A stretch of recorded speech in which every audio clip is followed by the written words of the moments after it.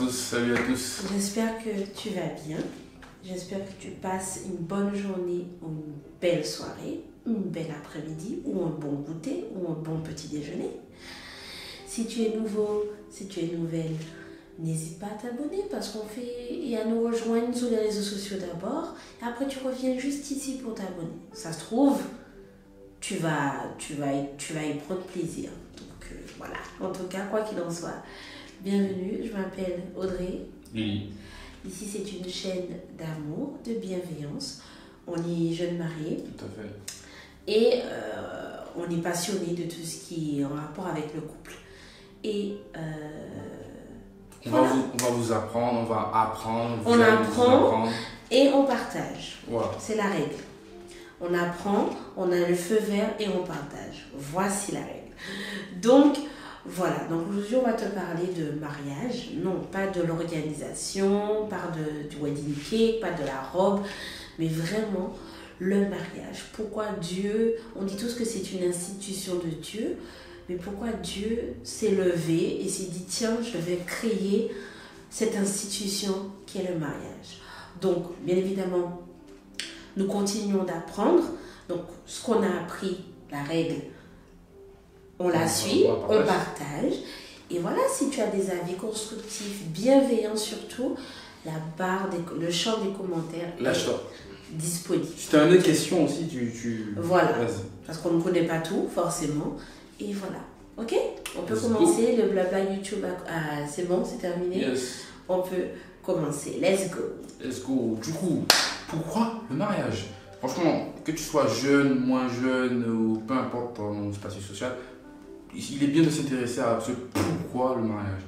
Et dans le petit parcours qu'on a de mariage, nous, on a pu comprendre que le mariage c'est une alliance. Une alliance, un accord entre Dieu et nous. Une relation verticale entre Dieu et ses deux créatures, et le couple, et une relation horizontale entre ma femme et moi. Je voulais juste revenir sur le mot alliance. On dit oui, une alliance, non, ça ne se résume pas à la bague, ça encore c'est une autre histoire.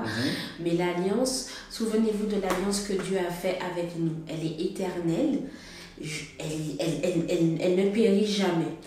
Et quand Dieu a créé cette institution, cette alliance qui est une alliance d'amour, c'est aussi une piqûre de rappel pour nous dire en fait que non, oui, certes la loi pour pouvoir valider est régie par un contrat, le mariage, on se marie à la mairie, mais ce que j'ai créé, c'est une alliance, c'est-à-dire qu'elle ne périt jamais, c'est-à-dire qu'on ne peut pas sortir, comme Dieu ne conçoit pas la séparation, n'est pas pour le divorce, il a créé l'institution que l'alliance puisse perdurer et que ce ne soit pas juste un simple contrat qui a des clauses de rupture, qui a des désengagements, où le désengagement est tellement facile.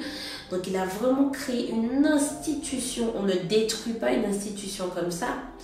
Une institution, elle se construit brique par brique. Il y a des enseignements, il y a des cours, des épreuves, il y a des examens, des épreuves. Donc il y a de l'échange, il y a des professeurs. Voilà. Donc du coup, c'est ça. Vraiment, l'alliance, le mariage, c'est dans la durée. Et il n'y a pas de clause de rupture, selon ce que Dieu avait prévu, bien évidemment, pour le mariage. Voilà. Et aussi, je souhaiterais ajouter un petit truc. En plus, aussi, c'est que Dieu est amour.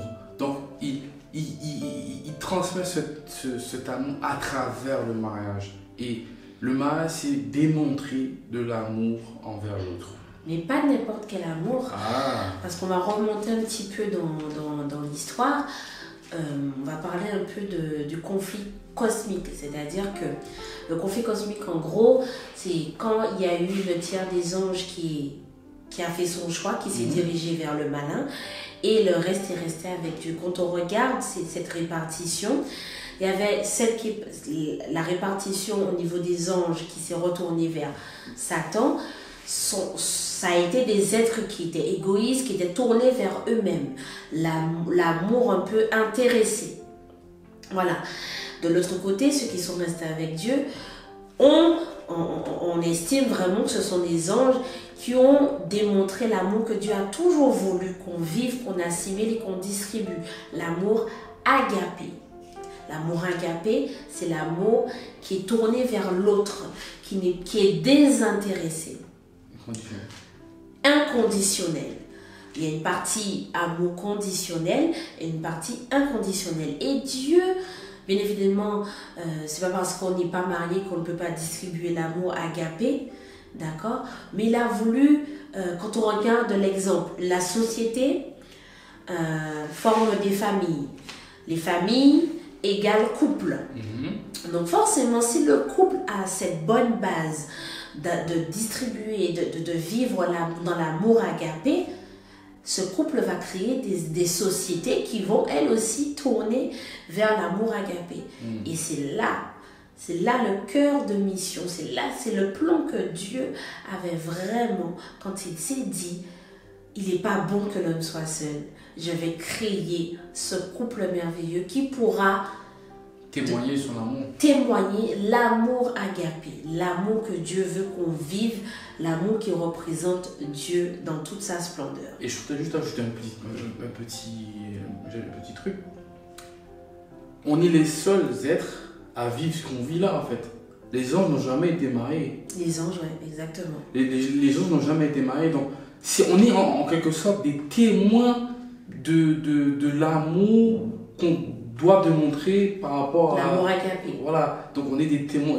Les anges nous regardent et on est waouh. En fait, ces êtres-là, ils sont mariés, ils forment un et voilà. Il faut qu'ils démontrent l'amour que Dieu veut donner, d'un amour inconditionnel, sans condition, mais vraiment un amour où voilà. C'est normal d'aimer au fait. Voilà, exactement. Et quand on me parle d'alliance, je parle forcément de nos parents, Adam et Ève. Si Dieu n'avait pas, parce que oui, Adam et Ève étaient mariés, ils ne se sont pas regardés juste à manger du fruit. Ils sont le chair de ma chair, donc ils étaient mariés, d'accord. Et quand il y a eu ce fameux péché, cette détérioration de l'être humain, Dieu aurait pu dire, ben écoute, elle n'a pas respecté, il y a eu le péché, ben je supprime la femme. Il avait le droit, il avait le pouvoir de le faire, mais non, le mariage a quand même perduré. Pourquoi? Parce que l'alliance, elle doit perdurer. L'alliance, elle ne doit pas rompre quand on veut, quand on est fâché, quand on est en colère, quand on est triste. L'alliance est tournée vers l'autre. L'alliance est vraiment le fondement de l'amour agapé. Donc voilà, si vous devez retenir quoi que ce soit dans cette vidéo, Dieu a créé le mariage pour qu'il soit une démonstration de l'amour qu'il a créé, qu'il a démontré envers nous et qu'il veut témoigner aux autres qui ne le connaissent pas. En d'autres termes, on est en mission en fait. Voilà, et qui le connaissent aussi, parce qu'on a toujours besoin de rappel et qui le connaissent. Voilà. En d'autres termes, on est vraiment en mission. Le mariage, c'est une mission, c'est un engagement qu'on a pris par rapport à Dieu et par rapport à celle qui est notre partenaire. T'es belle en plus. Oh là là. Donc voilà. Et comme ma femme l'a dit tout à l'heure, en tant que chrétien, on est en mission. Et une société a besoin de famille, une société a besoin... Elle compose, une société est composée de famille. Donc on est censé influencer le monde en fait avec cet amour. Mais il faut qu'on l'apprenne de la bonne manière. Un amour agapé, inconditionnel pour la gloire de Dieu. Voilà. Et là... on va terminer cette petite vidéo en disant que voilà, au-delà de cette institution, au-delà de l'amour agapé, d'où c'est sorti et tout ça, Dieu aussi a pensé dans cet amour agapé, il est tellement facile de trouver son épanouissement. L'une des raisons pour laquelle aussi il a créé pour notre épanouissement personnel, parce que on est tellement beaucoup plus chaud. Il le dit dans la Bible aussi, quand on est à deux. Et c'est pour ça aussi que la période de célibat, elle est elle est critique parce qu'il faut la vivre de manière à rencontrer, à vivre cet amour agapé. Donc il faut déjà la vivre. On dit toujours de prendre le temps. Le célibataire, c'est une très très très bonne période. Il vaut la peine d'être complètement vécu. Et bien évidemment dans les desseins de Dieu, hein, dans l'idéal.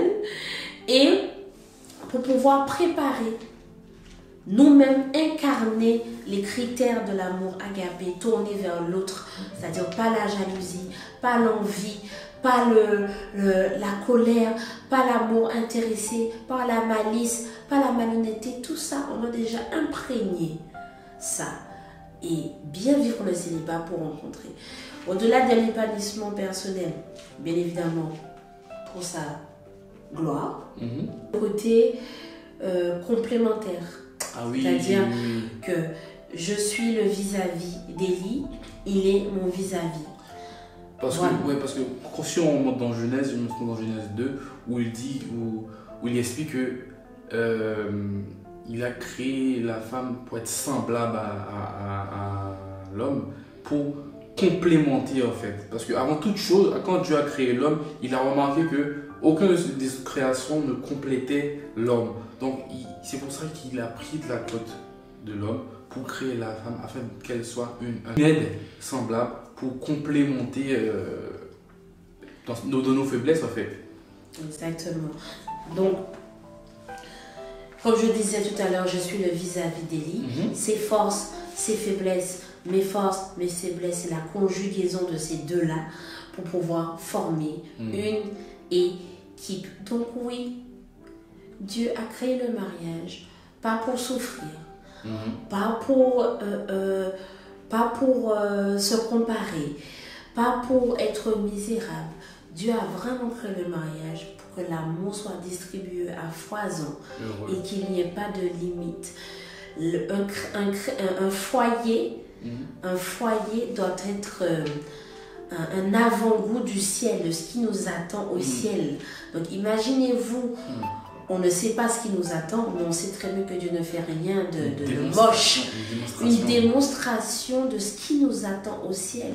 C'est-à-dire que quand on vient dans notre foyer, quand on nous côtoie, le foyer doit être un témoignage. Et quand on doit rentrer dans ce foyer, quand on doit côtoyer ce foyer, on doit dire, ah, Dieu est vraiment présent. Dieu est vraiment présent. Et pour ceux même qui ne le connaissent pas, ah, j'ai envie de connaître. Voilà. Ce que vous avez là est très très très chelou. C'est une interrogation. Voilà. Vous êtes en paix, vous êtes positif, vous êtes vraiment tourné vers l'autre. L'autre doit pouvoir dire, ok, il y a quelque chose qui ne va pas. Ces gens-là sont très bizarres.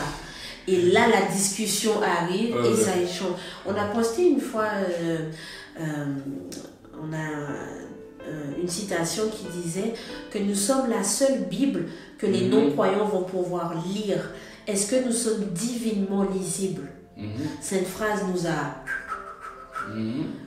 Donc, c'est ça le mariage aussi. C'est ça le mariage. Beaucoup rêvent de mariage. Beaucoup rêvent de la robe. Dieu n'a pas créé cette histoire de cérémonie, de robe. Le mariage est déjà béni. D'accord?